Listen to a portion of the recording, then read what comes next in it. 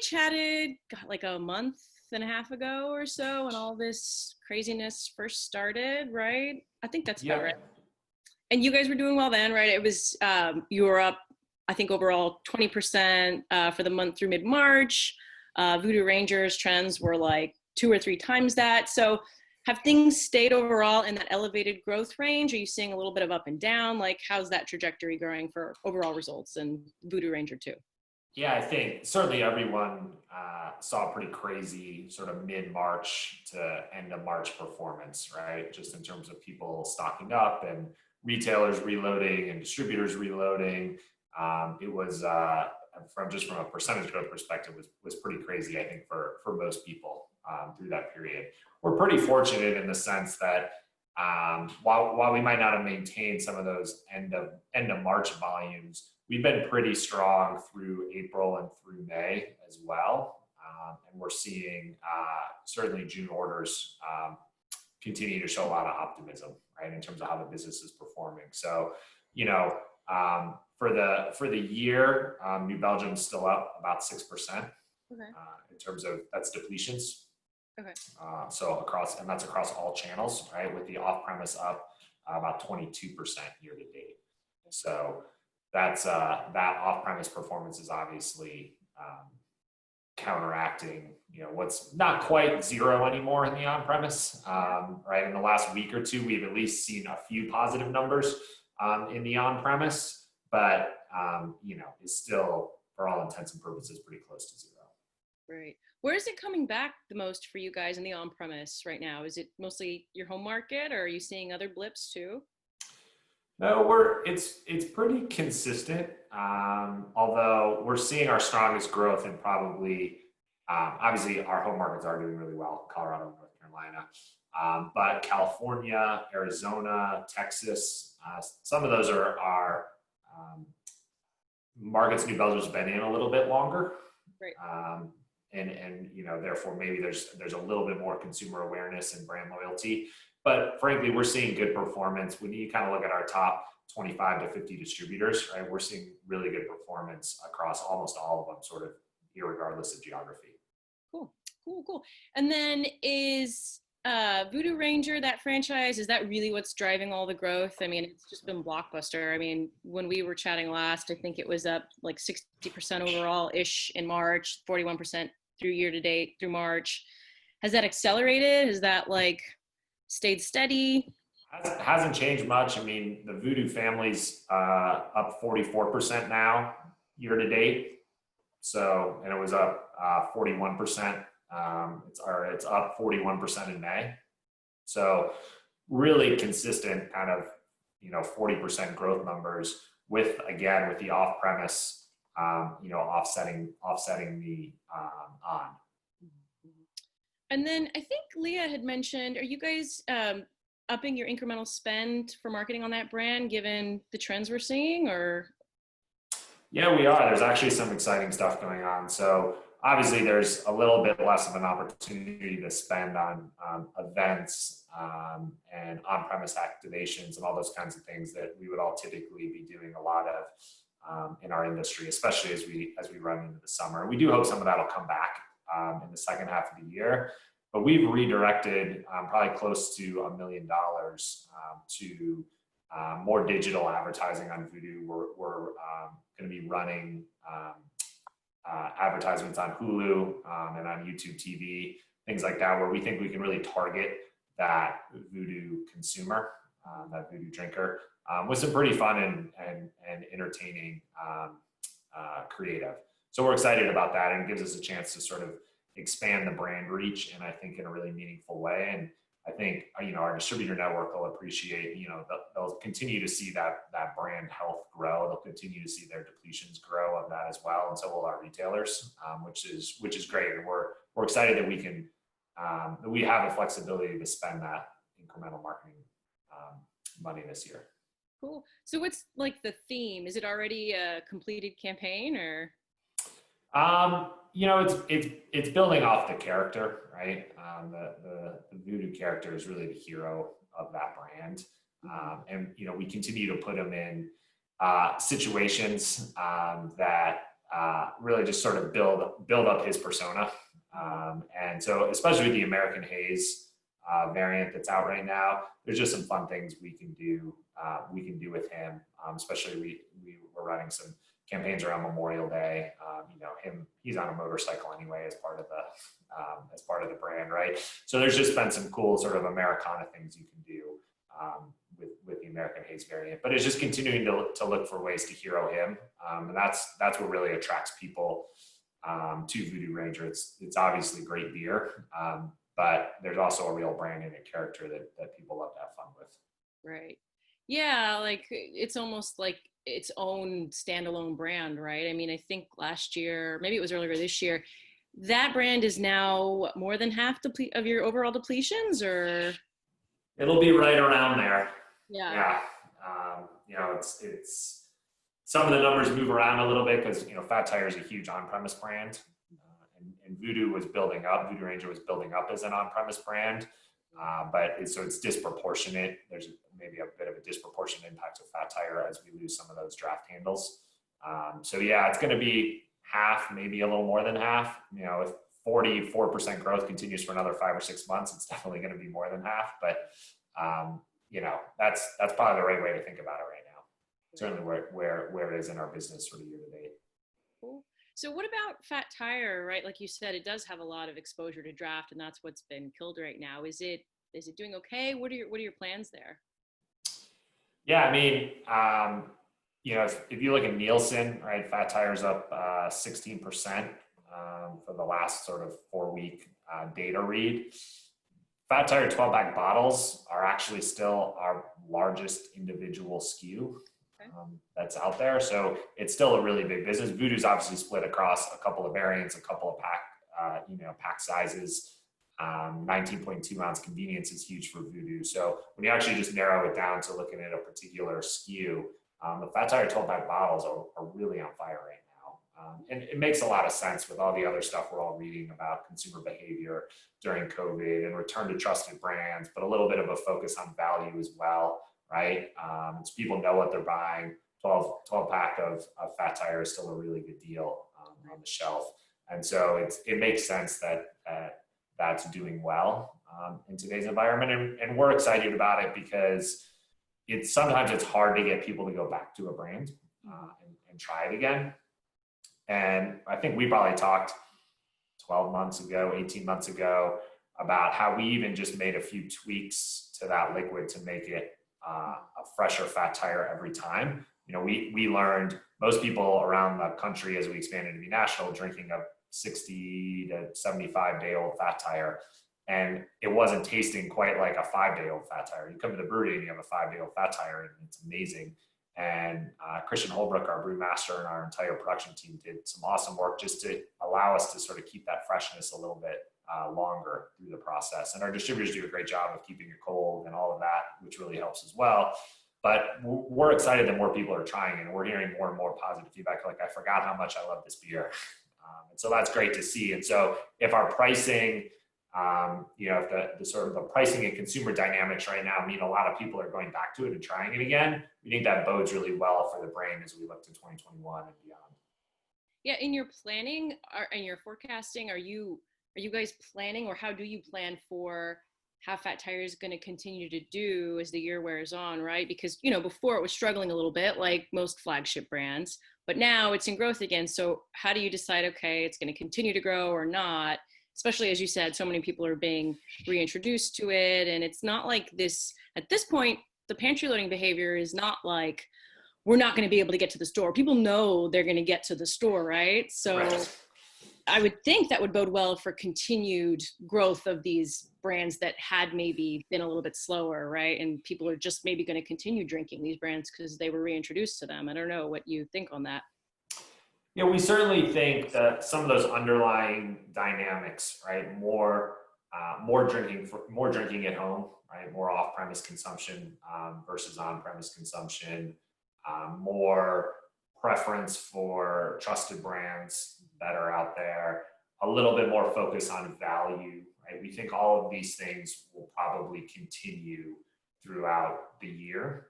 It's kind of hard to see how that's going to change. I mean, certainly, do we think the on-premise is going to open back up more than it is today? By all means, we think that's going to happen.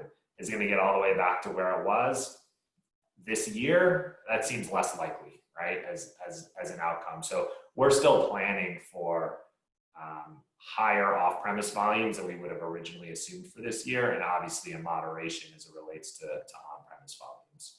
And I think it'll be important too for, as we've been talking to bar owners and restaurant owners, right, is knowing when they open back up that they're going to put brands on that are also going to pull, right? And so there's a nice correlation between what's working today in the off-premise and where my consumers gravitate to when they go back to the on-premise. Right. That makes a lot of sense. Maybe not so much rotationation, because you definitely want things that are going to pull when you open the on-premise. That makes sense. I hadn't even thought that far ahead yet. Because well, it's interesting, as we've talked to a few people, if you own a 75 tap restaurant, you may not want to put 75 kegs back on tap when you open up.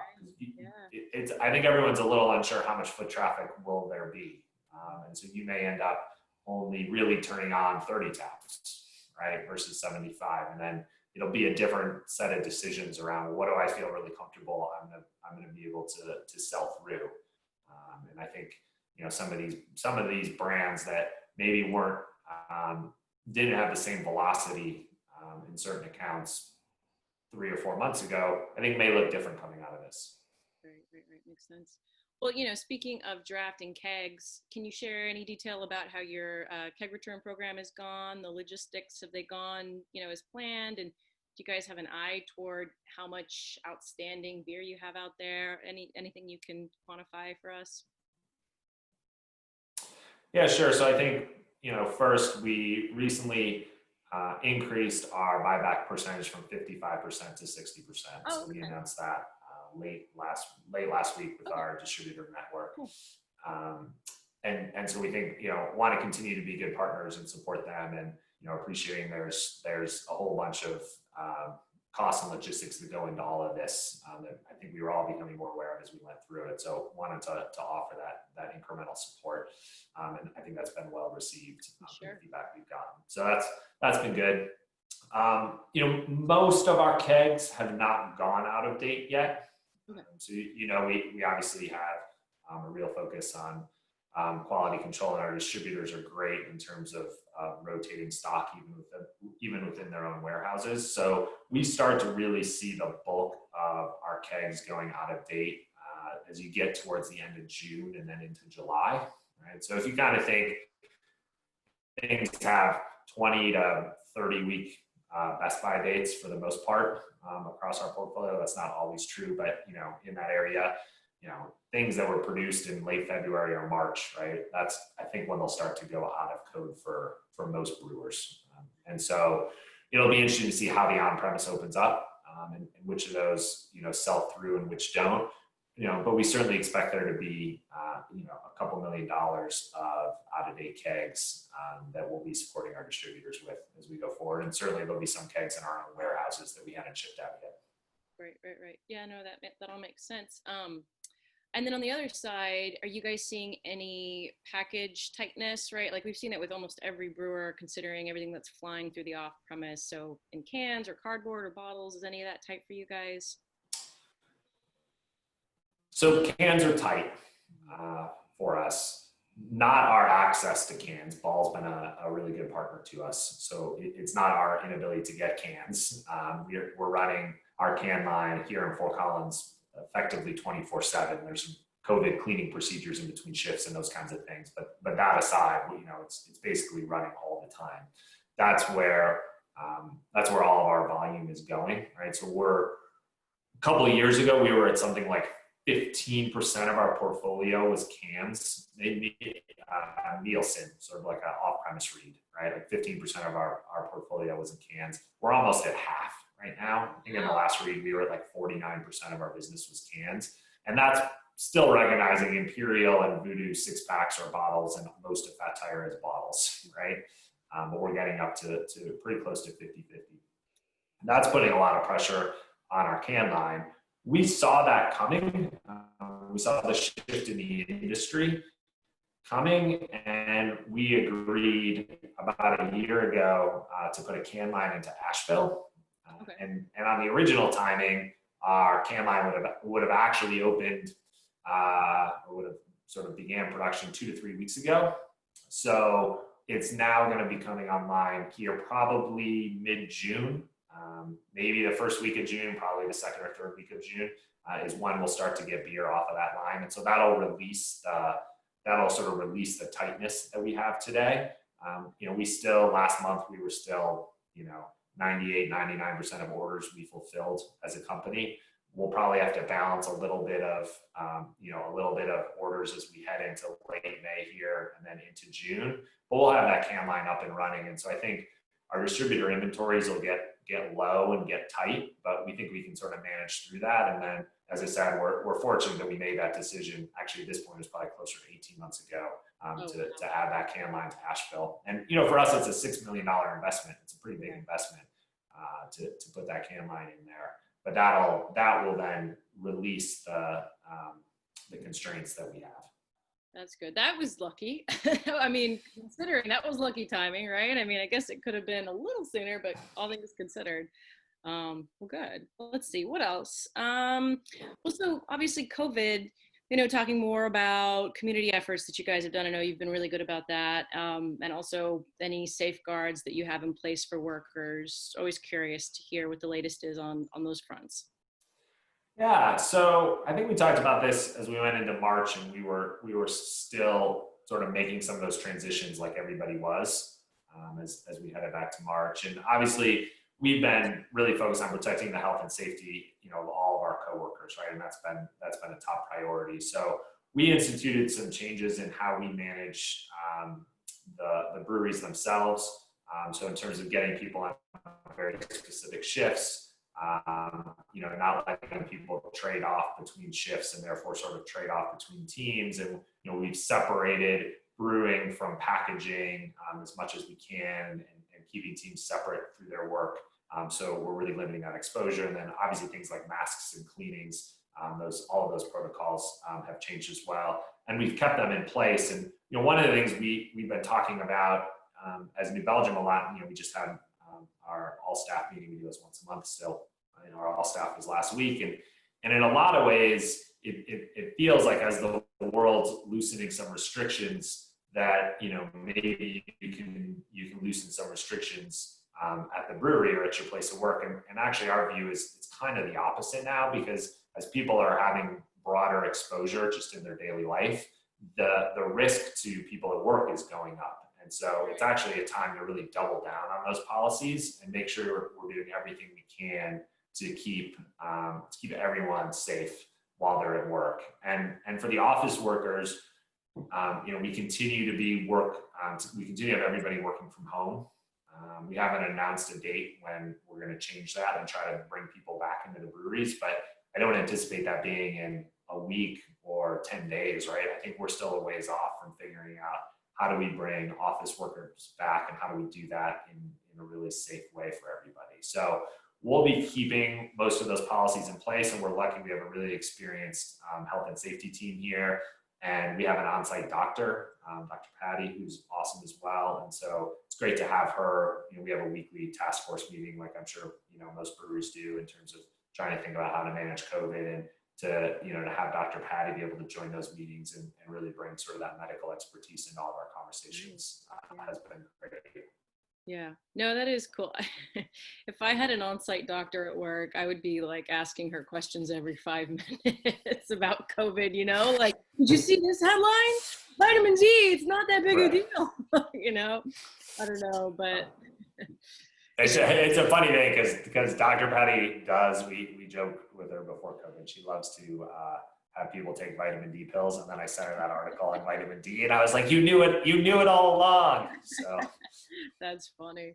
Oh man. Well, I think that covers most everything. Are you guys still looking at innovation for this year? Because I've heard kind of all across the board, people have suspended stuff, but sets have been suspended, but I've talked to people who said, no, they know a lot of retailers who are starting to do maybe pick up some of their spring resets or definitely planning the fall resets. So I don't know if you guys are still innovating and planning to put new stuff into retail this year.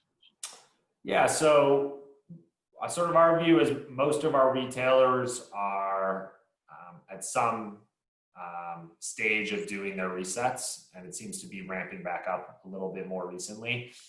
For us, that's there's some base products like Voodoo Imperial 6-packs got thousands of new points of distribution through resets this year, and so that's a little bit easier for everyone to manage because it's already in all of our distributor warehouses. It's definitely sold somewhere in everyone's footprint, and so it's easy for us to work through that. Some of the new products, the Voodoo Variety Pack, because that brand's just been going like crazy in general. We have retailers really pushing to get that into their sets. Purist and the new Mural 12 packs also ended up in a decent number of sets this year, and so we're starting to see those flow in, which is good. And those are things actually we have inventory on, right? Because everyone sort of built inventories, assuming March and April resets. And so since those came a little bit slower, right, there's still inventory left for most people who had March innovations planned. There's probably still some inventory left in the system. So we're really able to partner with our retailers as soon as they're ready to go and have beer on shelf for them. So we're excited to see that. And frankly,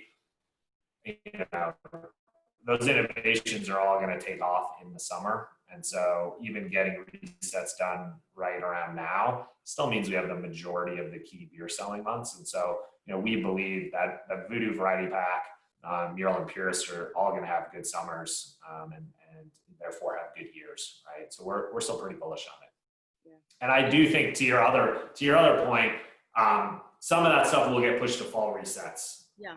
So maybe it'll be a little bit more of an opportunity in the fall as well to just adjust to what's the new consumer behavior and buying dynamics that are out there. Probably means there's certain brands that deserve a bit more shelf space than they had before, and there's probably some that's going to get a little bit less.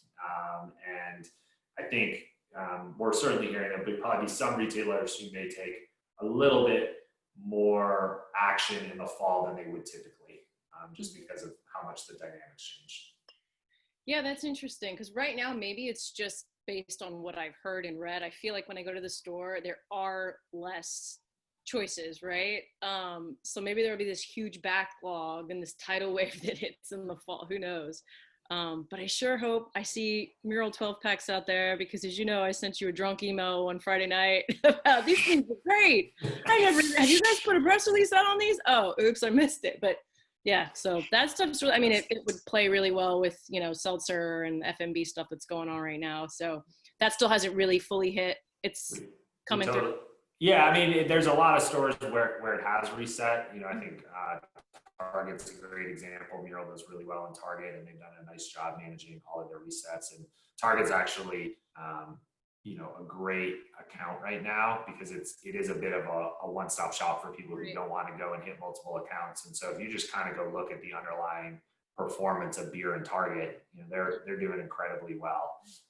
And so we're fortunate again to be able to partner with them, and they've been a great partner on Mural. So it is in places where we're able to get it in, it's doing really well. I can do a little bit of look on Drizzly or something, Jen, and we can make sure we can get you another 12 pack sent to your house. Right? No. We'll talk offline. No. What else? Anything else that we haven't talked about that you guys have, in planning? Or I forgot to ask about, Kieran's Lion Little World, right? Like, you're how many months into that since it's closed? Yeah, so we closed on the last day of 2019, so okay. Almost 5 months in. Yeah.